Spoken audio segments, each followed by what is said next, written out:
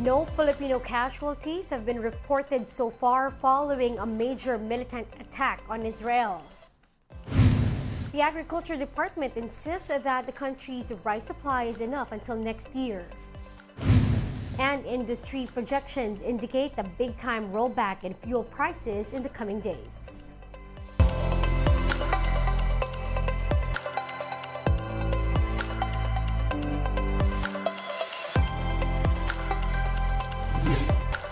Fast, focused, and fearless. Here's a roundup of stories we're watching now. I'm Riza Diaz. We begin the newscast with Malacañang condemning the attack on Israel, which was carried out by Palestinian militant group Hamas. In a statement, the Presidential Communications Office conveys its sympathies to those who have lost their loved ones in recent attack. The PCO adds that the Philippines understands the rights of states to self-defense as recognized by the United Nations Charter. Now, on Saturday, Hamas carried out a surprise attack on Israel where over 500 people were killed so far and many were injured. The group, which advocates Israel's destruction, said the attack was driven by what it said were Israel's escalated attacks on Palestinians. Meanwhile, the Foreign Affairs Department says there are no reports yet of Filipino casualties in Israel. According to DFA Assistant Secretary Paul Cortez, all Filipinos in Israel are accounted for. With this, he also belied reports of alleged abductions among Filipinos by armed men. So far, there are no reports of any Filipinos affected. Nobody has been hurt or killed, or there are no casualties. The reports on what we see on social media about these students who have been supposedly abducted have been unverified. Cortez assured the public that the Philippine Embassy in Tel Aviv has a contingency plan in place. But for now, he explained that there are no indications yet that repatriations are needed. The embassy has a contingency plan in place if and when it is necessary to repatriate or to evacuate all the Pinoys. For now, there is no indication that they need to evacuate. Western leaders and groups condemn Hamas's attack on Israel. United States President Joe Biden said there is never any justification for terrorism. Biden also expressed his rock-solid support for Israel, saying that Washington is in contact with the country. We will not ever fail to have their back. We'll make sure that they have the help their citizens need and they can continue to defend themselves. Let me say this as clearly as I can. This is not a moment for any party hostile to Israel to exploit these attacks to seek advantage. The world is watching. United Nations Human Rights Chief Volker Turk calls for an immediate halt to the violence to avoid further bloodshed.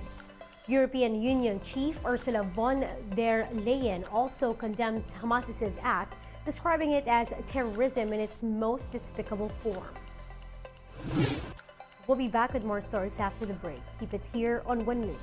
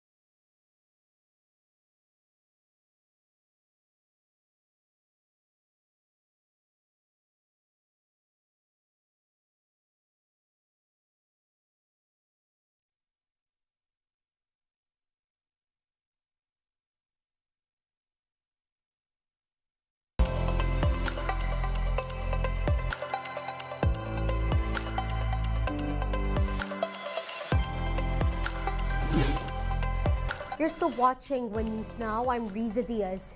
The Agriculture Department insists that rice supply in the country is enough until next year. According to Agriculture Assistant Arnel de Mesa, the supply of rice has been stable since August. He added that current national inventory of the staple is expected to last for 77 days and 94 days once supply from local harvest kicks in. The stock will also include the 271,000 metric tons of imported rice processed last September. The government has been ramping up its campaign against agricultural smugglers and hoarders, which are believed to be the reason behind the rising prices of goods. Heads up motorists, a major rollback in fuel prices is expected in the coming days. Unil Philippines projects that diesel prices would be slashed by up to 2 pesos and 50 centavos per liter.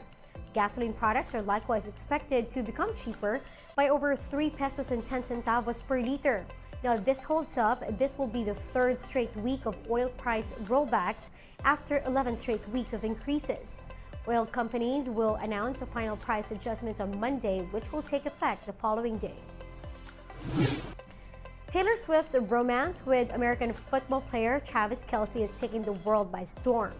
Now, Travis shares how he deals with the added media attention in this Associated Press report.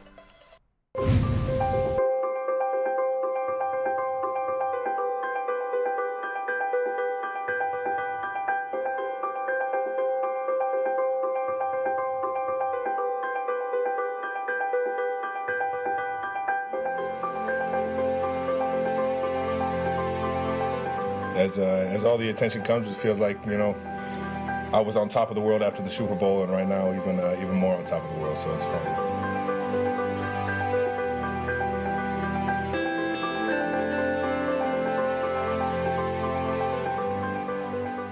We're learning with the paparazzi, just taking photos from all over the place, but at the same time, it's it comes with it. It comes with it. You got a lot of people that care about Taylor, and for good reason. So it's just got to keep living and learning and enjoying the moments. And at the end of the day, I've always been pretty good about compartmentalizing and being able to stay focused in this building. So I'll just keep rolling with that, man.